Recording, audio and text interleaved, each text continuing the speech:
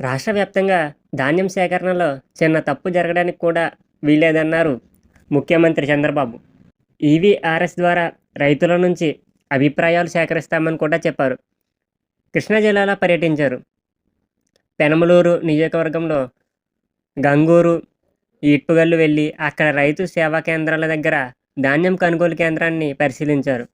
అక్కడ స్వయంగా సిబ్బంది అధికారులతో మాట్లాడి వారి సమస్యలను అడిగి తెలుసుకున్నారు.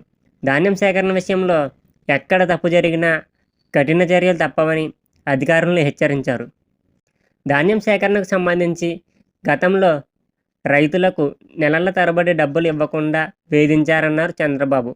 కూటమి ప్రభుత్వం రైతుల ధాన్యం విక్రయించిన 48 గంటల్లోనే డబ్బుల్ని బ్యాంక్ అకౌంట్లో వేయాలని టార్గెట్ పెట్టుకున్నామని, కానీ అంతకంటే ముందుగానే డబ్బులు ఇస్తున్నామన్నారు. రాష్ట్ర వ్యాప్తంగా ఇప్పటి వరకు 3.13 లక్షల మంది రైతులకు 4,733 కోట్లను 48 గంటల్లోనే రైతుల అకౌంట్లో జమ చేశామన్నారు. అయితే వీరిలో 90% మంది పైగా 24 గంటల్లోనే డబ్బులు ఇచ్చామని చెప్పారు. రైతులు ధాన్యాన్ని రైస్ మిల్లులో అప్పగించిన గంటలోనే బ్యాంక్ అకౌంట్లో డబ్బులు జమ చేసేందుకు ప్రయత్నిస్తున్నామని చెప్పారు. అధికారులు పంట వివరాల నమోదు నుంచి దిగుబడి అంచనా, ధాన్యం సేకరణ వరకు మరింత పారదర్శక విధానాలను అనుసరించాలని సూచించారు.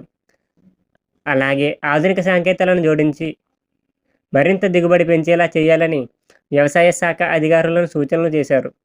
రైతులు కూడా ఒకే రకమైన పంటను ఎక్కువ మంది సాగు చేయడం కంటే ముందు వినియోగం ఎంతుందనేది ఆలోచించకపోతే నష్టపోతున్నామన్నారు. రాబోయే రోజుల్లో ఏ పంటలు సాగు చేస్తే లాభం అనేది సూచిస్తామని చెప్పారు. ఈ విధానాన్ని అందుబాటులోకి తెస్తామన్నారు. తాను ఇకపై ధాన్యం కొనుగోలును పరిశీలించడానికి ఆకస్మికంగా వస్తామన్నారు. ఎక్కువ మంది రైతులు తేమ శాతం వల్ల రైతు సేవా కేంద్రం, మిల్లుల దగ్గర తేమ శాతంలో ఇబ్బంది పడుతున్నట్లు చంద్రబాబుకు చెప్పారు. అయితే చంద్రబాబు అధికారులను పిలిచి తేమ శాతం ఎలా నమోదు చేస్తారో ప్రత్యక్షంగా చూశారు. అయితే ఆర్ఎస్కేలో 14.2% వచ్చిన తేమ శాతం రైస్ మిల్లులో 14.6గా ఎందుకు వచ్చిందని చంద్రబాబు ప్రశ్నించారు. ఇలా తేడా రావడానికి వీల్లేదని, సేవా కేంద్రంలో నమోదు చేసి రసీదు ఇచ్చిన తర్వాత మిల్లులో కూడా అదే రావాలన్నారు ముఖ్యమంత్రి. ఒకవేళ యంత్రంలో లోపాలు పెట్టి తేడా చూపించి రైతులను మోసం చేస్తే కఠిన చర్యలు తీసుకుంటామన్నారు.